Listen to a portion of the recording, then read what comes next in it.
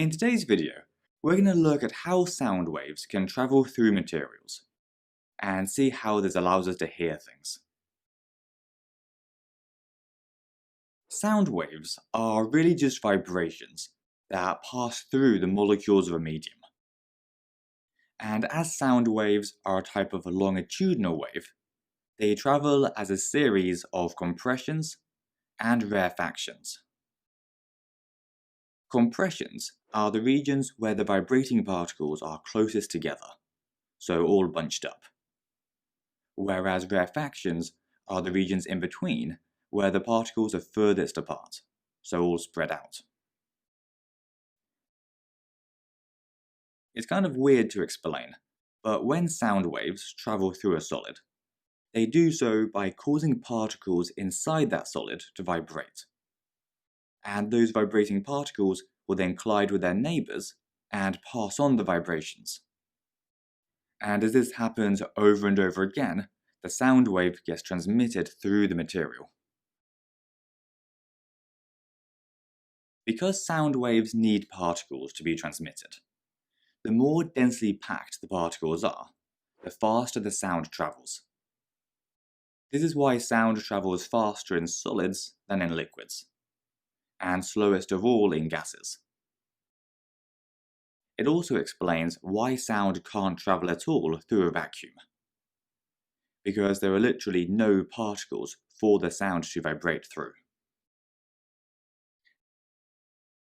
Now, one really important point is that as sound waves pass between different mediums and speed up or slow down, their frequency doesn't change. The reason this is really important is because if we look at the speed equals frequency times wavelength equation, we can see that if speed is increasing, but the frequency remains the same, then the wavelength must increase instead. So the point to remember is that the wavelength gets longer as sound speeds up, which happens in higher density mediums like solids, whereas the wavelength will get shorter as the sound slows down in low density materials like air.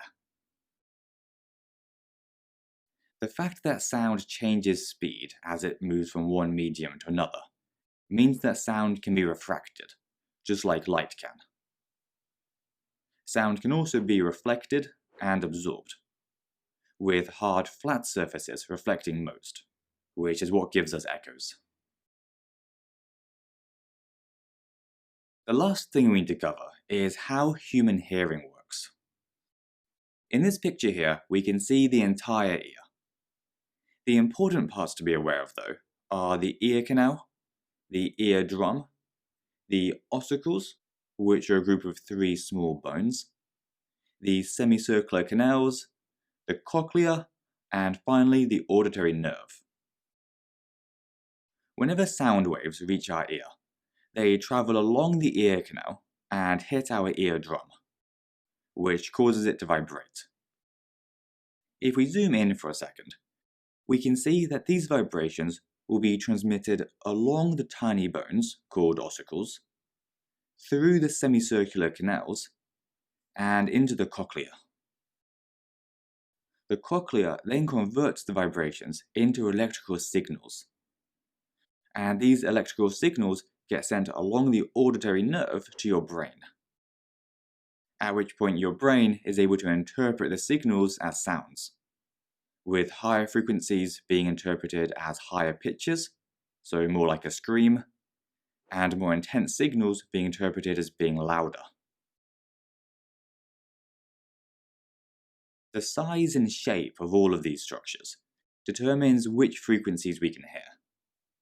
In general, humans can hear frequencies ranging from 20 Hz to 20,000 Hz. But different people will have slightly different hearing ranges.